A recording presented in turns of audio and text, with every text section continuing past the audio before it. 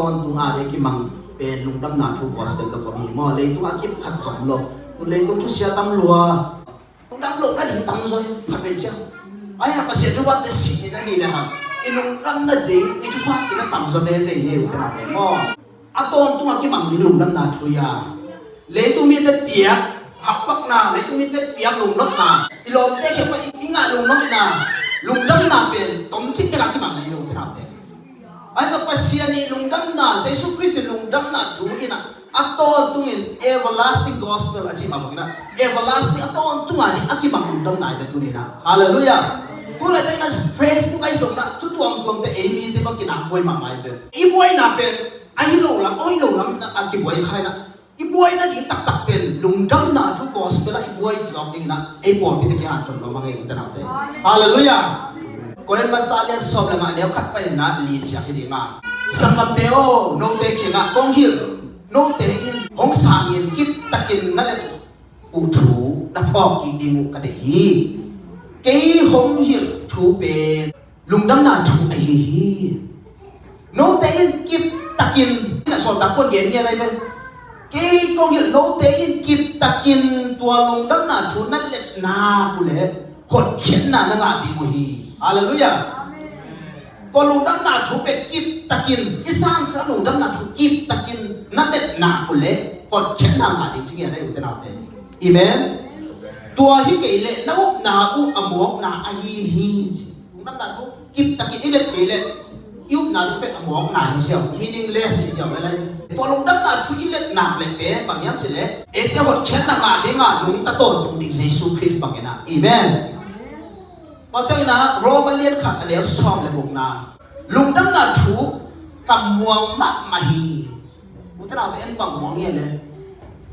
พวกค่อยมวงอ่ะยังไงสุดนี่สองตะเปิ้ลลุงดั้งนาถูกำมวงมักมาฮีทูมีแค่เป็นอาหารเคโซปัสเซียนบ้านเลยนะฮีลุงดั้งนาถูเป็นบ้านเรียนมา powerful บ้างไหมมองไม่เป็นอีเมนเลยตัวเป็นบางอย่างสิเลยก็เป็นลุงดั้งนาถูเลย gossip อันที่จะไม่เป็น gossip ที่สักจะมาเป็น bad news ไอ้เป็นมีหิมแต่เป็นสุขเชนะมีแต่เป็นโมสังนาต้องกินน้ำมั้งตัวเป็น bad news มีเกณฑ์เชนะตัวแต่เป็นนี่นะมันเท่ามันลดเท่ามันลดต่ำส่วนนี้เจเป็นที่ gossip นี่นะเป็นมีเกณฑ์เชนะเว้ยเฮ้ยเราลำเกณฑ์นะมีสุขเชนะ destroy people มีหิมแต่สุขเชนะเป็นที่เราเป็นที่นักสัตว์ป่ามาหิผมตั้งตาชุบ gospel ที่หนักไปตัวไอ้น่ะilung dam na din good news pemep thuai vi de ung sa sai de to lung dam na thui forecast sa ingai suna le pen koi na ema ma som ung mai tai sak wa ma ema ma zo bo phai de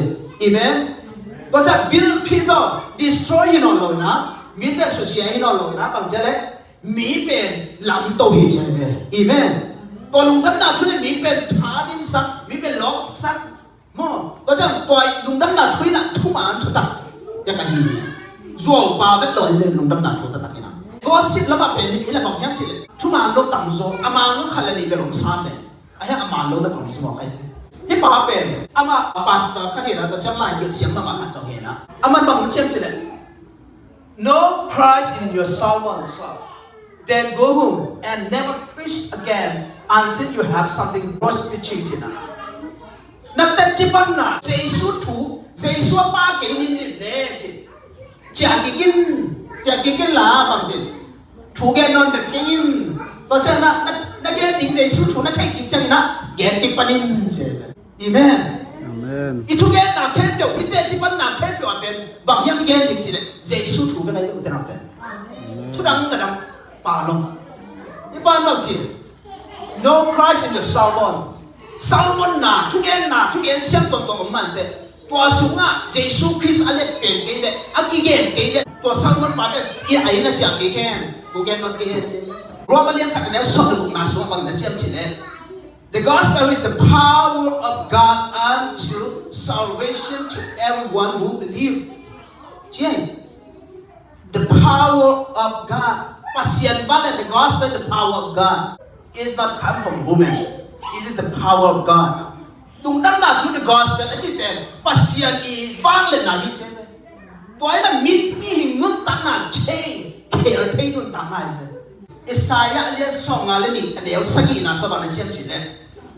How beautiful on the mountains are feast of Jews who brings good news. Lung dam na chu ông puan khe te pe et lo mama beautiful mama et lo mama hi che. Amen. To pe tu chiam tha lo na ge ki kai na to pe mo. Romans alian song anel so le na so ba na chem chile. How beautiful are the feast of Jews who brings the good news. Cắt về gen kích lại. Thu chiêm nhớ dòng gen, thu chiêm thắc dòng gen này.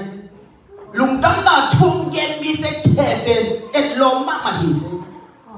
Amen. Và hả lùng đâm là thu thu bí, tuổi là vàng lên nà này, tuổi bên pasien vàng lên này mà bây giờ gen lom không. Lùng đâm là chúng ta tiên sang tam sen xem lên bên, đã cầm bắt vàng lên nà bay kia đi về. Hallelujah, con bé sẽ đi nhang. Amen. Thu sẽ tổng nó gen sa, tuổi là tổng nó gen sa, lùng đâm là chúng ta gen lên tuổi là vàng lên nà mày về. Và vang lên này nó phát siêu cho nàng đã cầm bắt đầu xuất hiện của cái vang lên nào có phải cái này vậy. Amen. How to preach the gospel. Tôi luôn đâm nào cho bên bằng chỉ nghe đi. Tôi luôn đâm nào chú sáng sáng luôn đâm nào chú. Nếu không khen là luôn đâm nào chú bên. Tôi lên đâm bằng chỉ nghe đi. How to preach the gospel. Nếu bắt khả năng prayer. Chú cái làm cái sao mẹ? Amen. Ấy bác nói chú cái làm cái sao mẹ? So ta lên đi anh em so thầm là khẩn nào sao? For the gospel preaching to be effective, the gospel preaching na tu nang na chui gen na one must be a prayer person. Nang ben chui gen mi dai ti tu bie ben. Amen.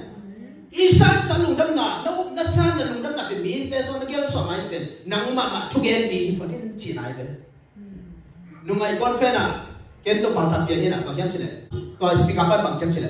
I hos ma song pasien ba la na mi. Pasien na set na lam dang te miracle zo ma hi. Ong piang ni hi. Ai zo na a chu bi pe na nang sum pan ma zo nang ma zo miracle hi te. Wang len na ai hi di mi na thu nge ni che. Hallelujah. Wa thu nge nai na wang len na ma. Đó cho na be filled with the Holy Spirit. Khasiam to ki dem ni. So tak le le so le khana so mo. Khasiam to ki zin zo che. Amen. Nó chắc khăn xem rồi cái điểm đặc chất à, bảo kita following the spirit, en akan siap rồi bakai đâu rồi đi na, akan siap rồi kita bakai sắp rồi đi, buat dia nak topan, akan sudah cepat pengen tahen. Amen. Nó chắc là being ready to in season and out season chứ, thì phải soạn tăng, Paul đi cầm mal na, Timothy ni na liên liên liễu ni na suma, atau tungin, aki ging sai nó min, upama kita lai semua belum tinggal itu, mun kata tungin, bangsa, vàng nào không ạ, miết pasien không đông lên. Các sunga lại sẽ đồng cầm máu tê đấy, đồng đâm nào chúng tên, anh điểm xa các kỹ điểm được còn một điểm. À tất cả là tua đi ngã số kỹ tên, kỹ hình tên này, chỉ mấy điểm mà, à kỹ hình xa không tên này. Amen.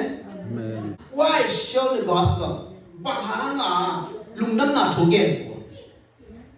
Why we need to preach the gospel? Why we need to share the gospel? I am commanded. Ete pen pasien na, ông sòn nha. Sòn nó ngại nhiệt đấy. Toàn chân mà ete pen, ete chú ông sắm đi ngàn pasien này nè. Ete pen ông sòn. Đúng lắm là cho thế nào đâu thế. Cái chính xác là đi ngàn lùng ý bộ nào. Anh ấy đi ngàn ete pen ông sòn này. Em còn một xe lô còn dùng thẳng lắm không? Họ còn một nhiệt thì tôi bắt không nhiệt tại hết. Lùng lắm là chú ghen đi ngàn kịp giang sắc kia. Thú đi cái nào anh ấy sẽ đi. Company quân đi na sen anh ấy đi. Tôi đi biết là sen nung cái sợi lồng. Lùng đâm là chú again đi ngà và sen nung cái sợi kia. Tôi nào để tôi thịt bóng đấy không? Pasta để biết cái loại mà lùng đâm là chú again đi. Cái việc sinh là lùng đâm là chú again đi và sen biết đến bên cái biếng sai. Cái thế xuân xuân cũng đã chui sang để again xuân đi ngà đâu pa na ông lùng ta sẽ bị chết. When you share the gospel, lùng đâm là chú again đặt sang ngà bằng chết. You have all the authority of heaven behind you. Today đã cái gì kia vào lần nãy là đúng không duy chứ. Và tôi nói today là như là nắng về cũng duy chứ. Các siêu thổi là nắng xem ta. The Holy Spirit moving in us. Và các siêu thổi là xem ta. Amen. When you share the gospel, the power of the Holy Spirit is among us. It is moving us. It is not silent. The Holy Spirit is not silent. Khasiam to be silent lo na ama be moving pa le. amen nang sung the movie mà lên để có bên lâu xem phật nghe nó đi để là một lâu xem nghe lâu đi mua quậy when you share the gospel you are an instrument of reconciliation between God and man nang pe pasien le mi de ki ka la ki lo tang de nga ki ho thei na di nga instrument nahi ta hi che ni le mi de ki ka la nang pe van cha khari thei ta nai you are unlocking heaven so that sinner may enter in matele sal mo ka sam ko na sama unlocking chi kong ka non lo lúc năm nào chúng ta nghe tập chất công kỳ cận non lâu nặng như mọi thế rồi thế số này lâu thế rồi cuồng cuồng và mắt một thế của đi lúc năm nào chúng tôi cái buổi gì tôi đã nhà thuận đó nhau lúc năm nào chúng ta san tập chất mà tôi bên nụn ta tổn chúng ta ngã này được thế nào thế hallelujah còn biển sẽ đây này Jesus Christ lúc năm nào chúng tôi à buổi à busy tổn tôi đi tông ba thọ bên nhà tài tôi xia là sẽ tôi buổi lâu rồi lúc đó là chúng tôi busy đến đi cái nào văn phòng bên nhà tài